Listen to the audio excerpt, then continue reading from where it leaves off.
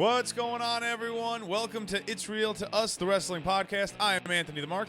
I'm Dashing Diggity Dog. And today we are going to be reviewing the August 23rd edition of Friday Night Smackdown. So Nate Diggity Dog, Nate Dashing Dog, I'm sorry. Yeah, get that right. We filed a patent for it. Yeah, and I'm Dashing Diggity Dog. The patent's no longer pending. It's official. Yeah. Dashing Diggity Dog. Absolutely. There's no better way to start than with how Smackdown opened and closed, and that's with the WWE champion Cody Rhodes. He was on the Grayson Waller effect, and it was there where Waller and Theory brought I don't know, maybe you want to call it evidence of Kevin Owens being a heel who turns his back on partners. They showed all of Kevin Owens' betrayals over the years, trying to convince Cody that he can't trust Kevin Owens to do the right thing and have a fair fight at Bash in Berlin when they fight for the WWE title. This prompted Kevin Owens to come out and very, very funny, in a funny way, set up a tag team match. Loved it. I thought it was great. He was like, we're supposed to come in there. I'm supposed to kick your butt, me and Cody, and then, we're just supposed to have an impromptu match. What he did was, he's like, instead of all that shenanigans, let's just get Nick Aldis out here right now, and let's make this match. So what does he do? Nick Aldis, come on out. Dashing, by the way. Dashing. Oh, he's not as dashing as Diggity Dog. No, not as dashing, but dashing in a nice suit that I always wear. Made a match. And then right after that, they went in and kicked butt in the ring. It was a fun little way to start SmackDown. I think we both agreed maybe a little bit too long, the package of the whole KO thing. I thought it was a little stupid. I thought I didn't think it was necessary. It was just ridiculous showing, this is Kevin Owens 10 years ago turning on Sami Zayn. You better watch out, Cody. Even though the last 3 years he was tag team champions with him and he's been nothing but a great guy. I don't know. It was a bit far-fetched, but... And it's a story they've told before. So, yes, Nathan, I completely agree with you. They could have just done it a little quicker. I don't think you needed all that. But anyway, to the main event and the tag team match, we saw Kevin Owens and Cody Rhodes win a competitive, entertaining match. I think that's the only way to put it. Was there anything crazy that happened here? No, I don't think so. The big talking point that we're going to get into right now is that after the match was over, Kevin Owens looked as if he was going to hit Cody Rhodes with the WWE Championship. Instead, he just gave Cody the belt, and the heel turn was heavily teased. So, Nathan, it immediately prompts this question. Will Kevin Owens turn heel at Bash in Berlin? I think he will. Cody really doesn't have anyone on that roster. I mean, is he going to fight solo again? Maybe, but we all think that he's going to be facing Roman. So maybe that happens. Randy is facing Gunther for the World Heavyweight title, so I don't think we're going to get that. He's on Raw. You really don't have any other competition besides KO for Cody Rhodes coming up. So it makes sense for KO to stay as a face. They have their match at Bash of Berlin. And after the match, after Cody defeats him at Bash of Berlin, that's when you get KO to turn heel, and you get a second match for this. Now, I love KO as a face.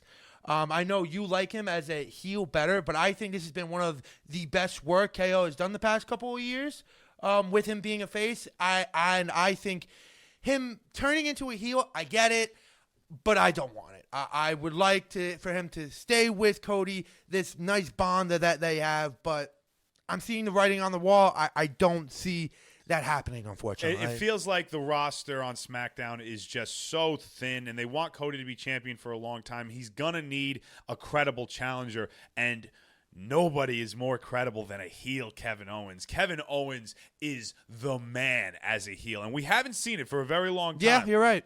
So I would very much like to see a heel turn happen. I think it has to be, like you said, Nathan, Cody wins at Bash in Berlin, then Kevin Owens turns heel.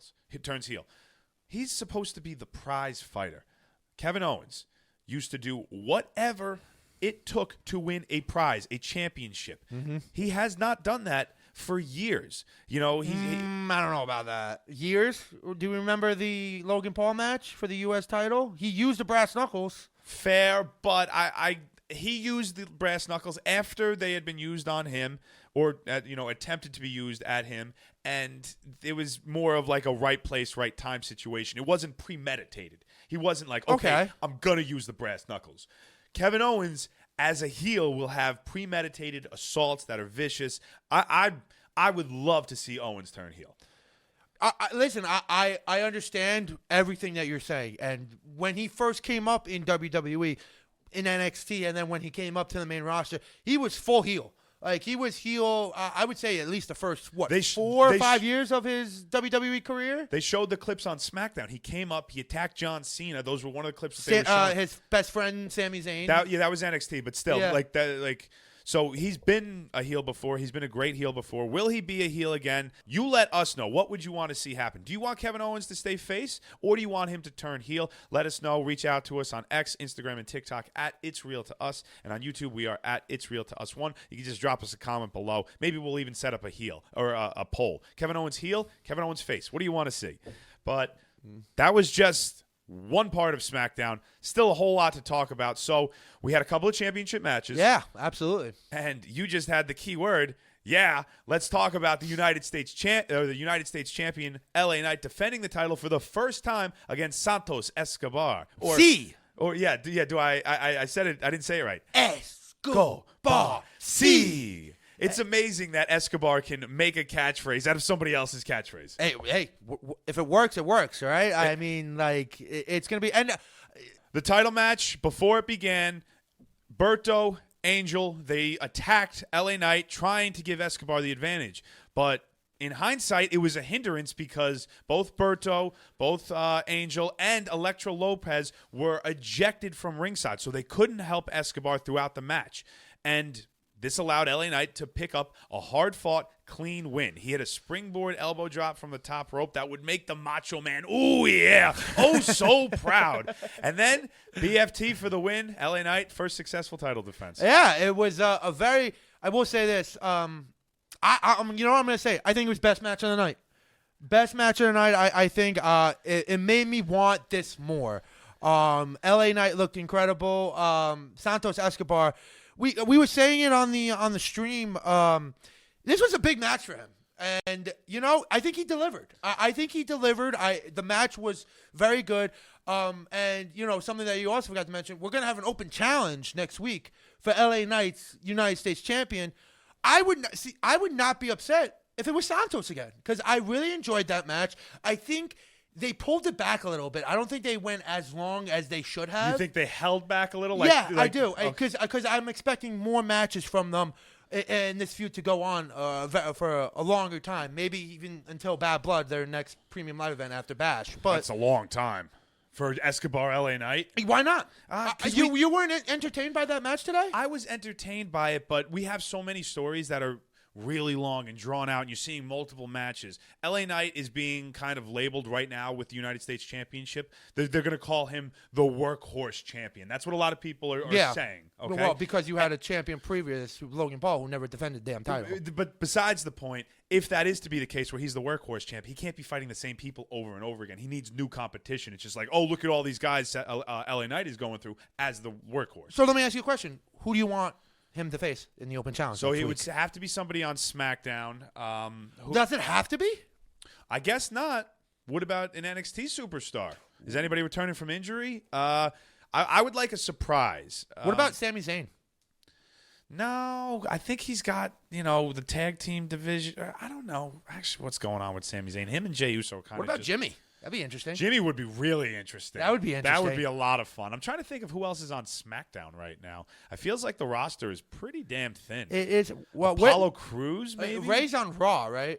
Ray's on Raw.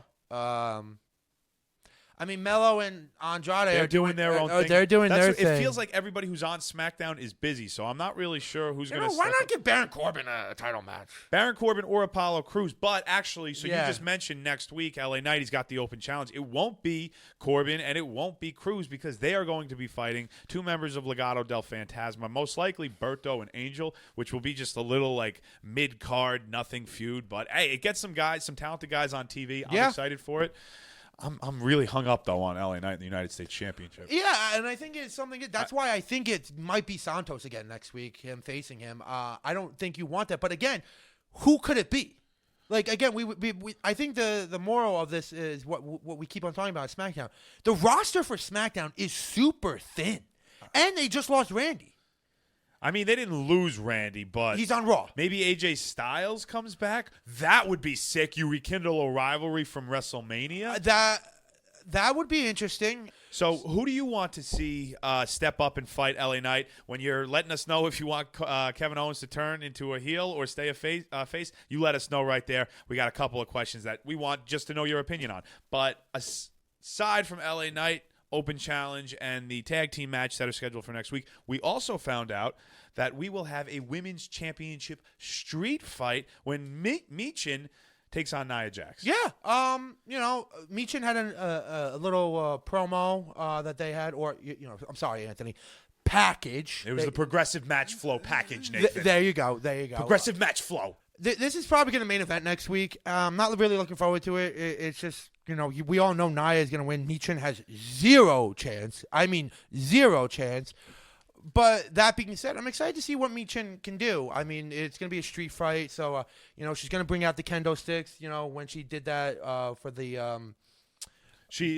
celebration. The celebration for Nia Jax. She came out with the kendo sticks, so you're definitely going to have something. But it's going to be interesting. Where does Tiffy fall in all this? Chelsea Green kind of saying something that, Nia Jax, you got to watch out for Tiffy. She might stab you in the back. A street fight? Like, maybe Tiffy comes in, Nia's down or something, and she cashes in and gets the title. So it would be very interesting to see. I think this match is not going to be that done, but it is going to be the main event, so you do expect something. You don't know it's going to be the main event.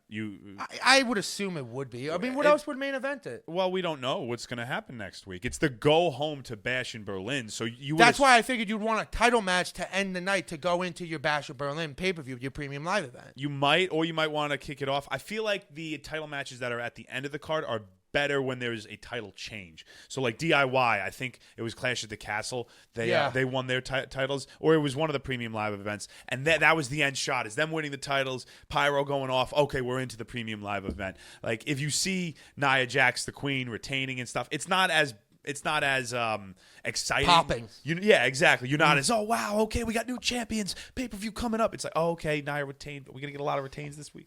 I don't know. I can see I got what you're saying. I got what you're saying. But, but that being said, I think it's a perfect first challenger for Nia. I think it's a great first challenger for Nia.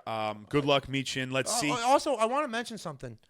We haven't seen Bayley in a long time either. We haven't seen Bayley since she was taken out at SummerSlam. Yeah, so are we going to see Bayley again? Maybe Bayley gets involved in the street fight. Maybe that's why it main event. Maybe Bayley comes out after the match. Maybe, but then you're going to have Bayley come out and Michin's not going to win. It's just you're kind of ruining her return, so to speak. So we'll put a pin in that. We'll see what happens. Let's get back to SmackDown. What happened this week? We had a 6-woman tag team match when Bianca Belair, Jade Cargill, and Naomi took on the Unholy Unions, Isla Dawn, Alba Fire, and their friend, Blair Davenport. I don't know. They've been associates for a little bit.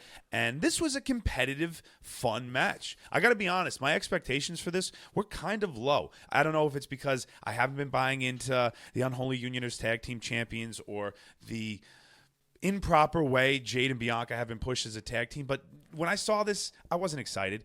But they over-delivered. I think Jade shined. I think Bianca shined.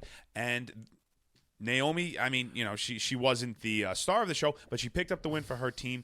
They got a big win, and we found out that there's going to be a tag team match at Bash in Berlin. Jade and Bianca are going to get a chance to win the tag team titles back against Unholy Union. So, Nate, we'll start with the match. Well, no, I want to start with that. You want to start with that? With that, yeah. Why the hell do they get a title match? They never were pinned or submitted to lose the titles, and they haven't had a proper rematch since losing those titles. So I hope Jade and Bianca win them back, because I have been against Alba and Isla since they won the titles at Clash. And let's be honest, in a straight-up fight, there's no way Bianca and Jade should lose against them. I agree, but here's the thing. It seems like Triple H has done a good job the past couple of months trying to build up this tag team division. I agree. So you're going to build up this tag team division and then give the championship back to the people who you had it when the division was nothing? No. That doesn't seem fair. No. I think that Triple H tried to build the division around Bianca and Jade, and for whatever reason, it didn't work. Not that it didn't work. I don't think Triple H gave it time to work. He took the titles off of them in like 30-something days. So it seems as if maybe WWE backstage, they don't trust Jade's ability to which I kind of agree with. carry. That's kind of where my mindset is. But Jade looked good, and I want to give a quick shout out. She hit a choke slam.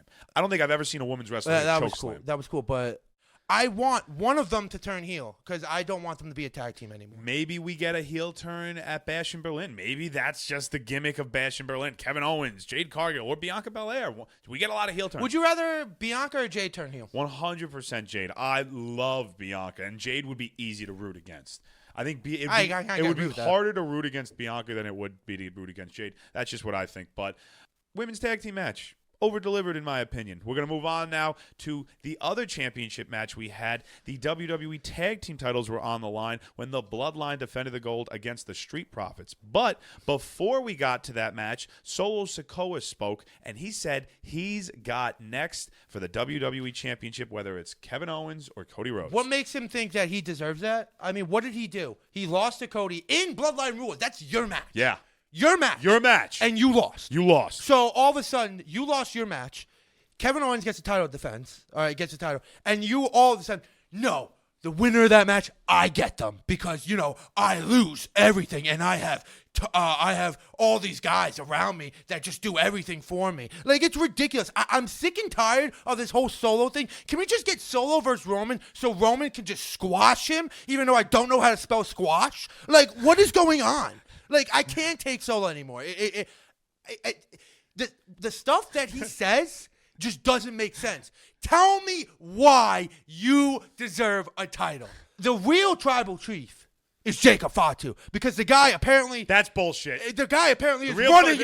That's the real tribal chief. But the guy apparently is running in a boot. You should not be able to run in a boot. This is a fake injury that I've been saying for a long time. I love your passion, but I'm going to have to interject for a minute, okay? You say Jacob Fatu is the real tribal chief. I'm going to tell you exactly why he's not. Okay. The tribal chief doesn't take orders. He gives orders. And Solo Sikoa did exactly that with Jacob Fatu. He demanded that Fatu release his tag team title to Tonga Loa so that he could be Solo Sikoa's personal enforcer. Did Roman not give Solo orders? He absolutely did, but he wasn't the tribal chief then. But he's the tribal chief now. But he did give orders. He did get ordered to do stuff. But why can't... He wasn't the tribal chief then. Now that he's the tribal chief, he doesn't take orders. What I'm saying is, why can't Jacob Fatu be the tribal chief? Maybe one day, but right now he's not the tribal chief. He's more of a tribal chief to me than Solo is. Nate, he's not. He can't be the tribal chief. Like I just said, like how can if you're like, hey, if Solo goes like Fatu, give me a Coke, and he goes and gets him a Coke, that's not a tribal chief. That's a fucking waiter right there. Excuse my language. Okay, you're absolutely right, but Solo did that. Solo was the tribal heir, okay? Maybe being anointed as the personal enforcer is Solo's way of saying Jacob Fatu could be my heir, but he previously said Tama Tonga's the right-hand man, so we'll leave that conversation there because we have to talk about the actual tag team title match. Yeah. So Tonga Loa and Tama Tonga successfully defended the titles against the Street Profits in an entertaining match. A lot of high flying, but it's nothing you really hadn't seen before. Dawkins impressed. I feel like every single time we have a Street Profits match, we're always talking about, man, Angelo Dawkins looks good, doesn't he? And we're also always talking about how Montez Ford needs a single run. Yeah, and maybe the two conversations go hand in hand, but they hit all their moves. That we didn't get a super blockbuster. I was disappointed about that, but after Jacob Fatu and Solo Sikoa interfered is how the Bloodline was able to win. Then after the fact, DIY came down to try and help the Street Profits, and they were just completely taken out. I have a question for you. Do you feel like the Street Profits outshined the Bloodline in this match? No, I don't. Really? I disagree with that. I feel like they outshine. Well, you're saying the Bloodline. If you wanted to say I'm sorry. Tama Tonga and Tonga Loa, the tag champs. Yes. Okay. Because I think Jacob Fatu's presence and Solo Sikoa give him enhance the Bloodline. Okay, that's fair. The Bloodline. Okay, they're the champs. Do you think they're gonna have a long run? Yeah, absolutely. Okay. If it's just them two, I don't think they can. I don't think it's just Tonga and Tonga? Yes. Oh, 100%. Tonga Loa is a liability. No, I agree. But so my question is it eventually going to be Jacob Fatu becoming once his injury is healed? Or are they going to keep it like that? Because if they're going to keep it as them two, they need to drop the champion soon. So you're asking, is Jacob Fatu going to become champion once he's fully healthy? Correct. I don't think so. I think Solo Sikoa is then do you think they need to drop the champions sooner rather than later? No, I don't. I don't think they could carry it. What tag teams are on SmackDown right now where you're like, wow, they need those titles aside from Pretty Deadly? I think DIY and Street Profits are way better than them. All right, DIY just had a championship, which I thought was stupid, and it was, but they were 29. And it was also because Jacob Fatu. If Jacob Fatu wasn't in that match, DIY wins. Maybe that's the story the WWE is trying to tell, that the Jacob Fatu is carrying this new version of the Bloodline, and which is right. Maybe Solo Sikoa is recognizing that, and he's trying to kind of keep Fatu out of the limelight, so to speak. So it's like, oh, Fatu's this new tag team champion. Everybody's loving him and praising him. If I take him out of the match, if I just make him an enforcer, he won't get all this love, praise, and admiration. There is one certainty, and that is Jacob Fatu's devotion to Solo Sikoa. Yeah. Sikoa said, give me the title. No problem. I'll stand behind you like this the rest of the show. Dude, the day he turns on him is going to be glorious. He would be the most over baby face in the company. More than Roman. It depends on where everybody's at in their careers, but there is still a lot of time for, I think, this new Bloodline and Fatu to go. I don't mind him being the enforcer for a while. My question to you is, though, what happens when Roman eventually does come back? When Roman comes back, I think it's going to be a couple of weeks after, or a week or two after Bash in Berlin, and we're going to start gearing up for a Roman Reigns Solo Sikoa match at Bad Blood. I think that's the regular direction match. we're heading in. I think a regular match to start. So no Bloodline rules. Oh, that would be sweet. Imagine Bloodline rules for Head of the Table, Bad Blood. Yeah, and that's where he gets Sammy, Jimmy, and Jay. I would love that. I would love that. It feels like we're almost overdoing the Bloodline rules gimmick, though, at that point. I agree with that. So maybe you don't do Bloodline rules, but maybe you just do like a no disqualification match or something, or some type of stipulation, or are you thinking it just needs to be a regular one-on-one match? Originally I was thinking one-on-one match, but I think it's one or the other. I think it's Bloodline rules or one-on-one match. Like, what are you gonna do? You can't do a no DQ match. That's what I think happens with Roman and Solo. But what do you think? Reach out to us. Let us know. We want to know all of your Bash in Berlin predictions, too. We're going to do an entire podcast devoted to our predictions, previews. But what do you want to see happen at the upcoming pay-per-view? Let us know. We are at It's Real to Us on X, Instagram, and TikTok. And on YouTube, we are at It's Real to Us 1. So that was Friday Night SmackDown. Nathan, 1 to 10. What do you think you give it? 7.5. It's been one of the better SmackDowns in the past couple of weeks. I will say that, though.